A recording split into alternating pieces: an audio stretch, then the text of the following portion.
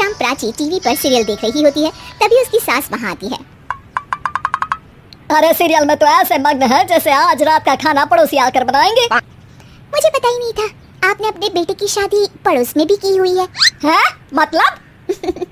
मतलब इस घर में सारा काम बहू ही करती है, आप तो सिर्फ खर्राटे मारती हैं।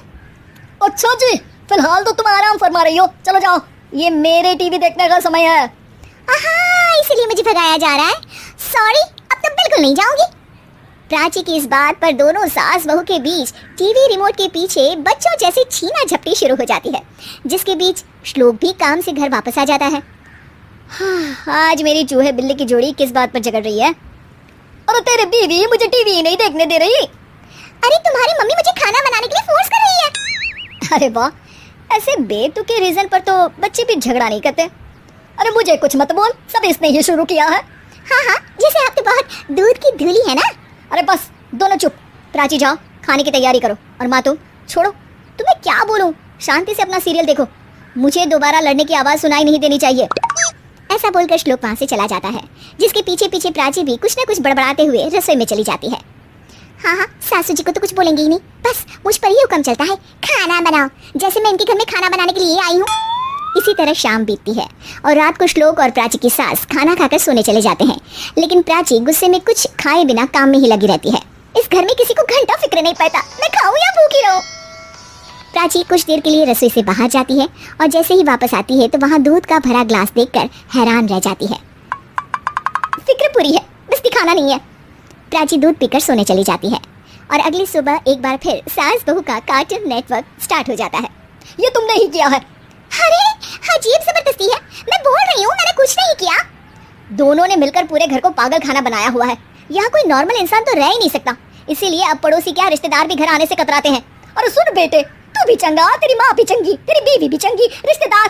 हाँ जी, आपको नहीं पता क्या, गंगाधर ही शक्तिमान है, रिश्तेदार ही। हाँ बस समझ गया। कभी जानवरों जैसे लड़ेंगी तो कभी जुगलबंदी करेंगी। भाई मैं आप दोनों के बीच में नहीं फंसना चाहता। सास बहू की इस मन मौजी जोड़ी से परेशान होकर श्लोक अपना सिर खुजलाता वहां से चला जाता है। चलो अब मैं भी कीर्तन में जा रही हूँ। इस पर जैसे ही सास कमरे में अपना पर्स लेने जाती है तो वहाँ नाश्ते की प्लेट रखी देख मुस्कुराने लगती है और नाश्ता करके घर से बाहर निकलते हुए कुछ पैसे टेबल पर रख जाती है, जिसके कुछ देर बाद सिलेंडर वाला घर आता है। ओ मुरी मैया, मैं सिलेंडर के बारे में तो बिल्कुल भूल ही गई थी। घर खर्च के सारे पैसे भी मम्मी के पास है और श्लोक से बोला तो उल्टा 4 बात सुनाएंगे। प्राची ये सोच ही रही होती है कि अचानक उसका चेहरा चमक उठता है और वो घर में आकर इधर उधर देखने लगती है। तभी उसकी नज़र टेबल पर रखे पैसों पर पड़ती है, जिन्हें वो सिलेंडर वाले को दे देती है। ये सब श्लोक देख लेता है।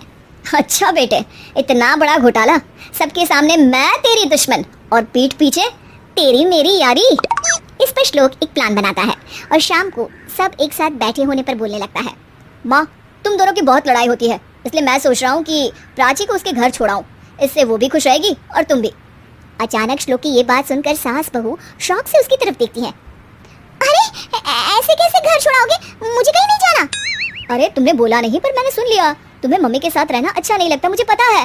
अरे वो अरे, जब बहू खुद कुछ काम बोले तो वो तुझे सुनता नहीं, और अब जो इसने बोला ही नहीं वो तू समझ गया। जब उसे नहीं जाना तो फिर जबरदस्ती क्यों कर रहा है? अच्छा, फिर आपको मौसी के घर छोड़ाता हूँ। बस अब आप दोनों एक घर में एक छत के नीचे नहीं रह सकती। मैं इस टॉम एंड जेरी की जोड़ी को और नहीं झेल सकता। है? ऐसे कैसे नहीं रह सकते? तुम्हें इतनी दिक्कत है तो तुम्हारा बोरिया बिस्तर पैक कर देती हूँ, लेकिन मम्मी जी कहीं नहीं जाएंगी। बिल्कुल यही सुनना था मुझे। अगर दोनों में इतना ही प्यार है फिर हर वक्त ये लड़ाई का नाटक क्यों करती हो?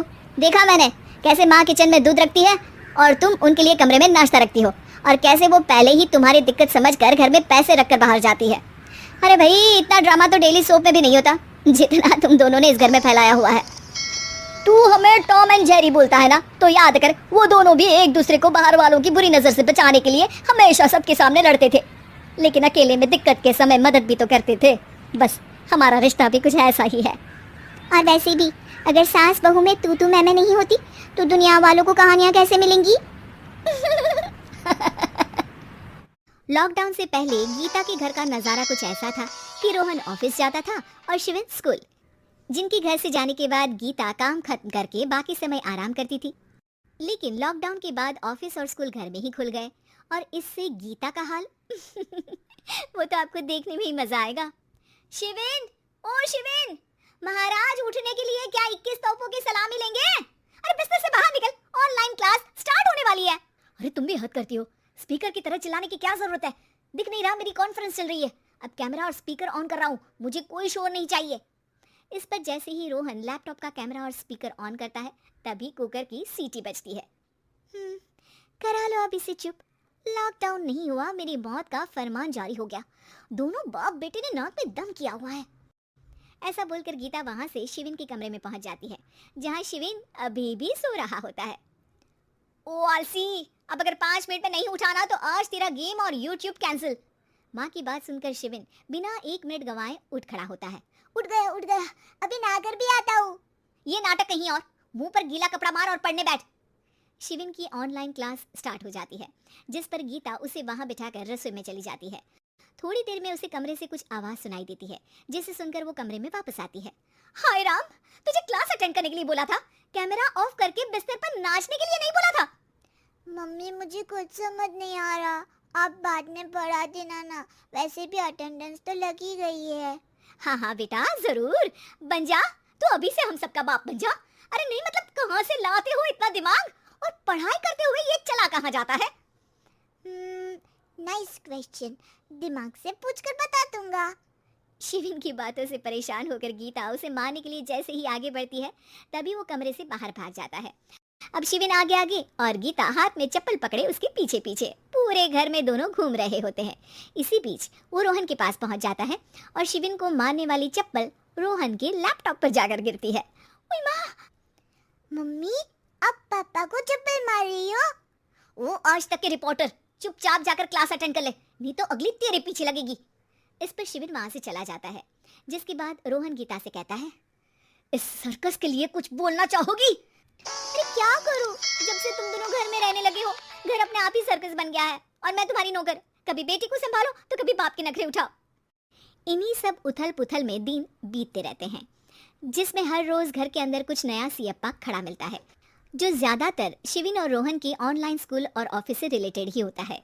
एक सुबह, शिविन चल उठ, आज की क्लास जल्दी है। कैमरा ऑफ करके आप अटेंड कर लो। अरे ऐसे छित्तर पड़ेंगे, दादी नानी सब एक साथ याद आ जाएंगी।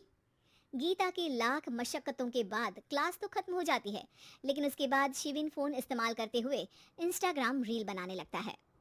रसोड़े में कौन था? तुम थी, मैं थी, कौन था? कौन था? हाँ, मैं गरीब हूँ। अरे ओ गरीब के बेटे, आजा, मैं बनाती हूँ तुझे गरीब। मैं बताती हूँ रसोड़े में कौन था। पढ़ाई करने बोलो तो इनकी माँ मर जाती है, और ये पागलपंतियाँ जितनी मर्जी करा लो। गीता शिविन को डांट रही होती है, तभी रोहन बीच में बोल पड़ता है। अरे बच्चा ही तो है, इतना गुस्सा क्यों कर रही हो? बेटे का साथ देने की इसी एक कोशिश में अब शिविन के साथ साथ रोहन भी गीता के गुस्से की सूली पर चढ़ जाता है। अगर बेटे पर इतना ही प्यार आ रहा है तो इसे क्लास अटेंड क्यों नहीं कराते, इसका होमवर्क क्यों नहीं कराते?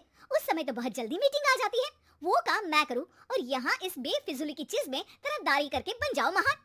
हे भगवान, कोई तो इनके ऑफिस और स्कूल खुलवाओ, मैं इन्हें और घर में नहीं सह सकती। अरे कुछ और मांग लेती, क्योंकि तुम्हारी ये विश इस साल तो पूरी होने से रही, कोरोना। हाय, नास पिटे ने जिंदगी ही बर्बाद कर दी। खाए कोई पचाए कोई, कल मुझे चुन चुन कर सबको मेरी बद्दुआ लगेगी। उन्होंने दुनिया का और इन बाप बेटे दोनों ने मेरा जीना मुश्किल कर दिया। गीता वहां से चली जाती है, जिसके बाद रोहन शिविन से कहता है, अरे तुम्हारी मम्मी इतनी भड़की हुई क्यों है? आपकी वजह से पूरा समय घर में रहते हो और उस पर कोई काम कराने की जगह बस ऑर्डर देते रहते हो। अच्छा बेटे, सारा इल्जाम मुझ पर, पूरा दिन तो वो तुम पर ही चिल्लाती है। हाँ, मतलब दोनों का 50-50 है, कुछ करना पड़ेगा। वो कहते ना, make the best out of worst. I have an idea. वैसे तुम्हारी माँ सही कहती है, बहुत जुबान चलाने लगे हो, कम बोला करो। अगली सुबह रोहन और शिविन अपनी गलती को सुधारने के लिए गीता के उठने से पहले घर का आधा काम खत्म कर देते हैं, जिसे देखकर गीता खुश हो जाती है और फिर बाकी बचा काम वो तीनों मिलकर पूरा कर लेते हैं। जिसके बाद अब वो सब मिल बांट कर हर काम में एक दूसरे की मदद करते हुए लॉकडाउन का मजा लेने लगते हैं।